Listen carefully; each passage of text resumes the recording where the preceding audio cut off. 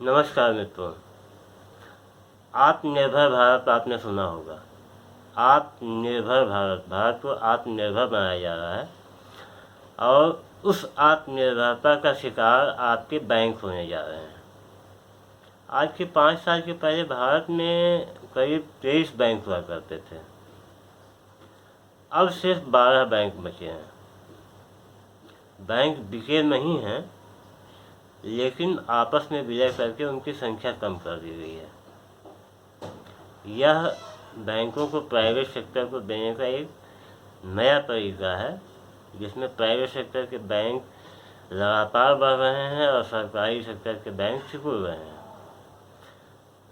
अब नई बात यह आई है कि आत्मनिर्भर भारत में रणनीतिक क्षेत्र में बैंकों को डाल दिया जाएगा और जो सेक्टर रणनीतिक क्षेत्र में जाएगा उसका नियम यह है कि उसमें 4 से ज़्यादा सरकारी उपक्रम नहीं होंगे। यानी अगर बैंकिंग को रणनीतिक क्षेत्र में डाला जाता है तो 12 बैंकों से कम करके उनकी संख्या 4 की जानी है। अधिकारी बता रहे हैं कि ये संख्या 4 करने का 2 तरीका हो सकता है। एक तो बैंक को बेच दिया जाए और दूसरा तरीका यह है कि उनका विलय कर दिया जाए। सरकार कह रही है कि ये हमारे दोनों विकल्प खुले हुए हैं, या तो कुछ बैंकों का प्राइवेटाइजेशन कर दिया जाएगा या फिर से नए सिरे से विलय किया जाएगा और 12 की जो संख्या अभी बैंकों की है वो घटकर 4 हो जाएगी। तो ये बेचने का एक नया तरीका है कि जितने सरकारी उपक्रम हैं उनको उनकी संख्या कम कीजिए आप, और उसके बाद ज़्यादा से ज़्यादा काम दीजिए प्राइवेट सेक्टर को। गवर्नमेंट सेक्टर का जो काम है उसको प्राइवेट सेक्टर में दीजिए। बैंकों में खास करके जो सरकारी बैंक होते हैं, सैलरी खाते होते हैं, सरकारी बैंकों में आते हैं, सरकारी बैंक में जाती है। तो अगर उनको काम नहीं दिया जाएगा तो वो काम कर नहीं पाएंगे, प्राइवेट सेक्टर को काम जाएगा। ऊपर से संख्या उनकी घटाने से प्राइवेट सेक्टर के बैंक आप देख रहे होंगे कितने ढेर सारे बैंक खुले हैं, तो उनको कोई प्रॉब्लम नहीं है। लेकिन सरकारी क्षेत्र में बैंक ज़्यादा हैं, इसकी वजह से लग रहा है सरकार को दिक्कत हो रही है।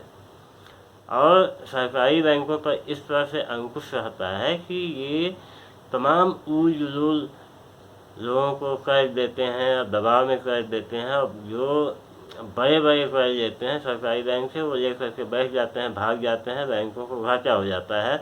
इसकी वजह से जो आम पब्लिक को झेलना पड़ता है। मान लीजिए कोई 1 लाख करोड़ रुपया लेकर के भाग गया तो बैंक उसको बच्चा खाता में डाल देता है। जहां आपको 3% ब्याज पे बैंक लोन दे सकता था, उस बच्चे खाते की भरपाई करने के लिए वो 10% से 12% ब्याज आपसे वसूलता है, जिससे कि उसका जो NPA यानी जो डूबा हुआ धन है, जो घाटा है, वो भरपाई हो जाए। किसी भी विकसित देश में इतना NPA नहीं होता है बैंकों का, इतना डूबा हुआ धन नहीं होता है जितना भारत में होता है, और उसका भुगतान जो आम पब्लिक है उससे लेती है सरकार। 10% से 15% तक ब्याज लेकर के, ब्याज पे ब्याज लगा करके, कई तरीके हैं जिसकी वजह से सरकार उसकी वसूली इस तरीके से कर लेती है। तो अब प्राइवेट बैंक आ रहे हैं और सरकारी बैंकों की संख्या 12 हो ही चुकी है। अब अगले स्टेप के लिए तैयार हो जाइए कि बैंक आत्मनिर्भर होंगे और उनकी संख्या घटकर 4 रह जाएगी। हालांकि आत्मनिर्भरता ये होनी चाहिए थी सरकार अपना बैंक बनाए और उसके बाद आत्मनिर्भर हो जाए तो अपना बैंक बेचे।